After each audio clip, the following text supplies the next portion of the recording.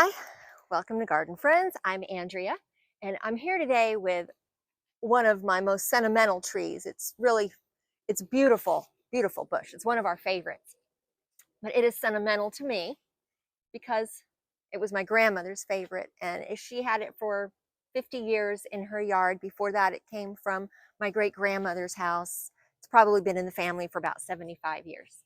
It is the pink ball tree. Now, it has an official name. It's from Madagascar. It's Dumbia Walichi. I'm sure I butchered it, so we call it pink ball tree. It gets quite large, and when I'm finished showing you the blooms and telling you about it, I'll try to pan back and let you see what kind of space commitment you have to have in order to have this beautiful tree. It grows in full sun. I don't know how hardy it is up past zone 9. We're in Tampa, Florida. It grows wonderfully here. I don't know how it's going to handle any kind of frost or freeze because we haven't had that experience.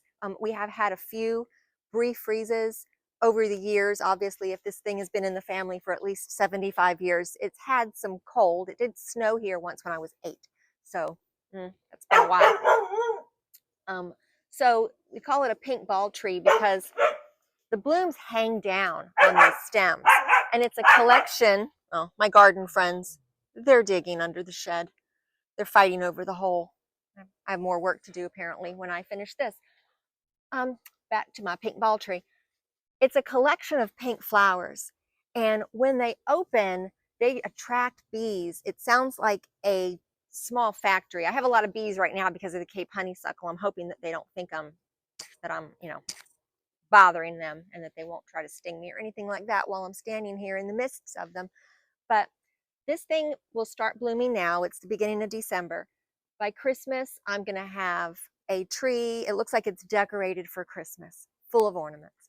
And I wanted to show it now before it opens, just so you have an idea of what it looks like and when it starts to set its blooms. I'll try to pan back so that you can see how big this tree gets. It's really easy to propagate. After it blooms, I'm going to trim it back, and I'm just going to stick the woody branches. I'll stick a few of them in water. They'll make roots. You will have new plants. I have about 2 or 3 right now in 1-gallon containers. I have been propagating this for about 15 years. My family has it. My cousins have it. I can't get a friend to take it because it does take up a lot of space. And we're fortunate here, the way our lot is, even though we're in the city, it's a big pie shape. And so I have this corner that I really don't do a whole lot with. And this takes up the corner. Behind it, I have a big compost bin. And I keep the lid off of it. I fill it strictly with the leaves that come off of this tree because it does make big leaves. They fall all the time. They're going to fall a lot after it blooms, obviously. I pick them up. I put them in the compost bin. I believe that the best compost for your plants are the leaves that come off of it. And in this case, I'm fortunate enough to be able to put a compost bin back there where nobody can see it and have all of the compost for this that I like. So without further ado, I'm going to pan back so that you can see just how large it is. And in a few weeks, I will take another video showing you this beauty in bloom.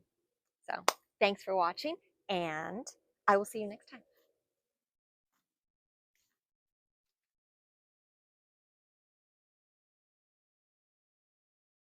I should mention, he has been in the ground here for about 3 years, and he started from a cutting that I made about 3.5 years ago. So it is quite large.